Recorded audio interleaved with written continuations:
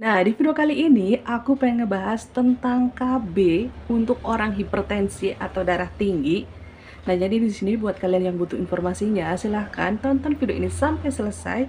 Jangan lupa di like, komen, dan subscribe. Terima kasih.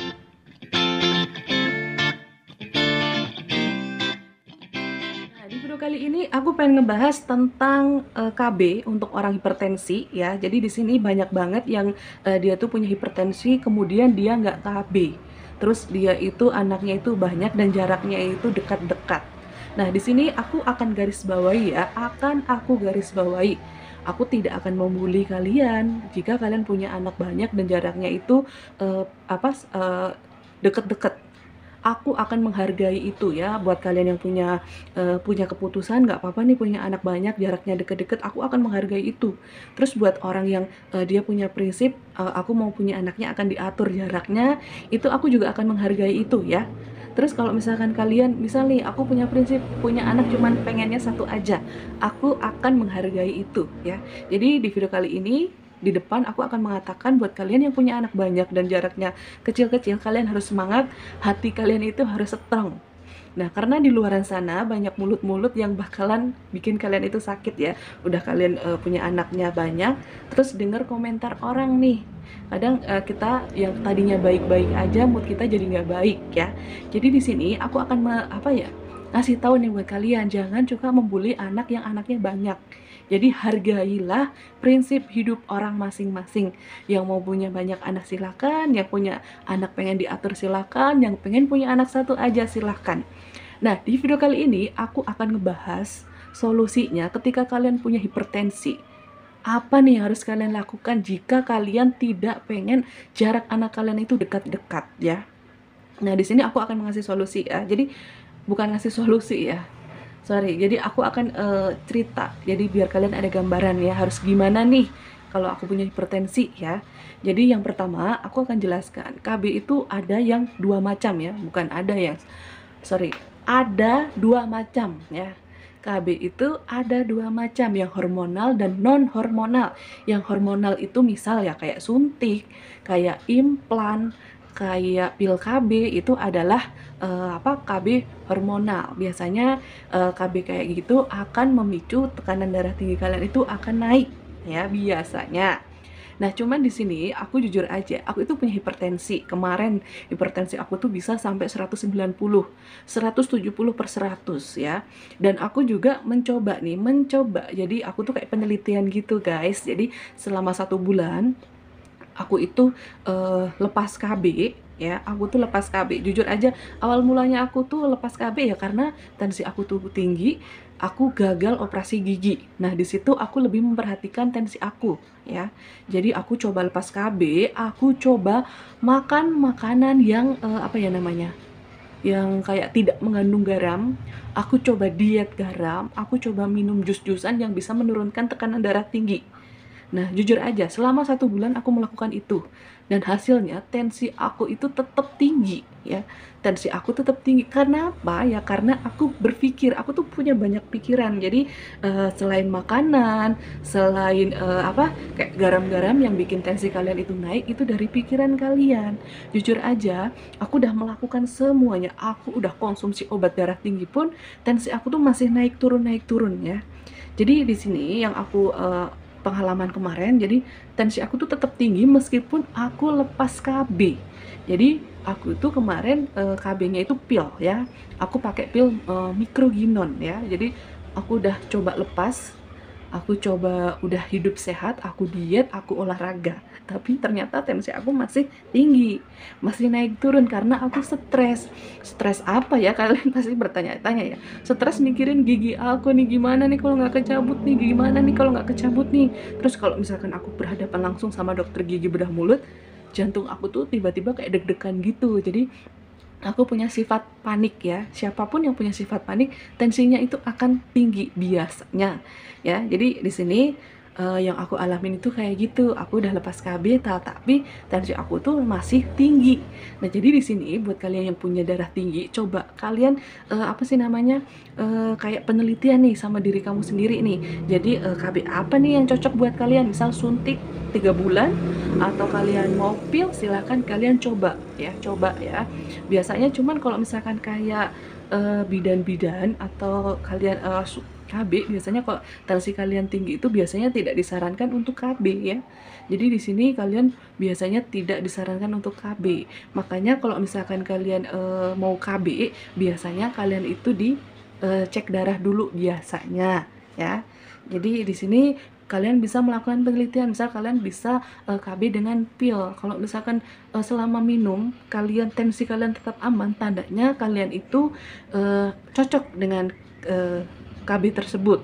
Cuman kalian harus punya alat untuk mengecek tekanan darah tinggi ya. Jadi harganya itu nggak seberapa, tapi manfaatnya itu banyak banget. Karena orang hipertensi itu sangat berbahaya jika tidak terkontrol ya. Sekali lagi, aku akan mengingatkan obat darah tinggi itu aman dikonsumsi ya. Lebih banyak manfaatnya daripada tidak ada manfaatnya. Jadi dia itu mengontrol tekanan darah tinggi kita biar organ kita itu tetap terjaga ya. Jangan sampai kalian itu gagal ginjal. Sekali lagi aku akan ingatkan, kalian itu gagal ginjal bukan karena obat darah tinggi, tetapi kalian tidak mengontrol tekanan darah tinggi kalian, jantung kalian ya, stroke itu bisa terjadi jika tekanan darah tinggi kalian itu tidak terkontrol ya. Jadi di sini buat kalian yang ngerasa kalian punya darah tinggi, kalian bisa mencoba KB apa nih yang cocok ya, misal kayak pil gitu ya, atau suntik yang 3 bulan gitu ya. Cuman biasanya karena dia hormonal bisa memicu tekanan darah tinggi kalian. Banyak banget yang punya darah tinggi dia tidak KB ya, karena itu termasuk pemicu darah tinggi kalian itu tekanannya itu bisa naik ya. Cuman tetap kalian masih bisa KB ya. Tapi kalian coba cek apa sih namanya? Bukan cek ya. Apa sih namanya? Eh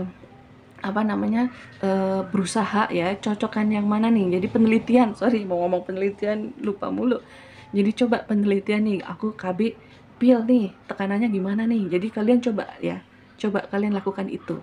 Cuman kalau kalian nggak berani melakukan itu semua, ya udah kalian nggak usah KB ya. Tuh, ini yang pertama ya, yang aku jelaskan tentang KB hormonal, yaitu ada 3 yang berbau suntik, pil, terus implan ya, itu adalah hormonal. Nah, terus KB non hormonal itu apa aja? Jadi KB non hormonal biasanya yang pertama kondom, yang kedua sterilisasi ya. Jadi mohon maaf, jadi kalau misalkan kalian disteril, otomatis kan kalian nggak bisa punya anak lagi ya. Nah, kayak gitu guys. Terus yang ketiga itu ada vasektomi. Jadi sama ya kayak sterilisasi. Jadi tapi vasektomi itu untuk si laki-lakinya. Jadi dia kayak dioperasi gitu ya. Setahu aku kayak gitu, biar gimana caranya dia itu mohon maaf mandul. Jadi dia tidak bisa membuahi si istrinya. Nah, terus yang keempat itu ada IUD ya. Jadi KB non hormonal tuh ya ada, yang aku tahu ya ada 4. Kayak sterilisasi, vasektomi, terus IUD, dan juga yang pertama itu kayak kondom. Nah, kayak gitu ya. Nah, di sini aku mau ngasih solusinya aja nih buat kalian yang nggak mau KB karena kalian punya darah tinggi, kalian itu takut ya. Kalau misalkan kalian nggak mau ribet nih, aku harus penelitian dulu nyobain ini cocok enggak, maksudnya tensi aku gimana gitu kan, kalian males, atau kalian udah yakin nih pasti nih ini malah bikin aku darah tinggi, terus kalian nggak mau KB, jalan solusinya yang pengen aku kasih tahu, kalian harus pakai ini ya. Ini adalah kondom guys. Jadi ini adalah kondom untuk kalian KB non hormonal ya. Jadi tetapi di sini perlu kalian garis bawahi ya. Jadi kalian itu harus berbicara dulu sama suami kalian dari hati ke hati ya. Karena ini tuh bukan sepele ya, nggak sepele, tapi harus diomongin sama suami kalian. Jadi kalau ada nih suami yang nggak mau menggunakan alat kayak gini, ada yang suami nggak mau mohon maaf dikeluarkan di luar juga ada. Nah, jadi tapi kalian nggak mau nih anaknya itu jaraknya itu deket-deket. Tapi aku nggak mau KB karena aku punya darah tinggi. Ya jalan satu-satunya ya kalian harus menggunakan ini atau KB alami. Nah, KB alami itu biasanya bisa terjadi kehamilan juga. Nah, yang jelas dan pasti kalian bisa pakai alat ini. Ini adalah kondom ya.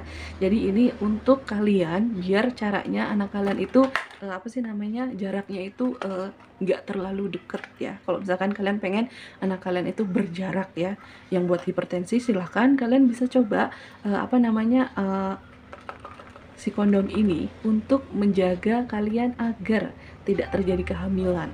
Dan di sini kenapa aku tadi bilang harus dibicarakan dengan suami, jadi biar suaminya tuh nyaman nih ya. Jadi suaminya nyaman, kamunya juga nyaman, diobrolin sama-sama enak, dia mau pakai ini, itu berarti nggak masalah tandanya. Nah, terus di sini kalian yang nggak tahu ya, kalau menggunakan si kondom ini, jadi kalian satu box ini tuh isinya tuh bukan satu. Jadi satu box ini isinya itu, kalau misalkan ini aku pakai merek ini yang aku liatin ke kalian, ini isinya itu 3. Nah, sama yang lainnya juga isinya 3. Dan ada harganya yang lebih mahal, misal yang 50.000 isi 2 atau isi 3, silahkan kalian itu cari ya. Jadi mau pakai yang merek apapun, harga berapapun, silahkan kalian cari, kalian bedakan. Biasanya ada harga ada rupa ya, kayak gitu, ada harga ada rupa. Banyak banget yang pernah ada yang berkomentar gini, kalau pakai kayak gini biasanya si laki-lakinya itu nggak nyaman, nggak enak gitu ya.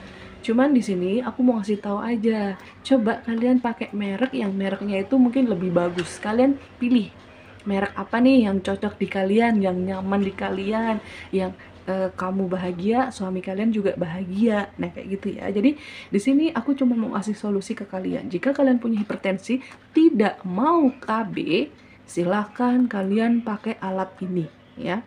Silahkan kalian pakai alat ini ya. Jadi ini aku sengaja banget beli buat kalian biar kalian itu tahu kalau di dalam box ini ternyata itu isinya itu bukan satu, ada 3. Ada 3, ada yang 2, harganya itu ada yang 15.000, ada yang di atas 30. Nah, kayak gitu ya. Silahkan kalian pilih mana aja yang bikin kalian lebih nyaman, lebih bahagia.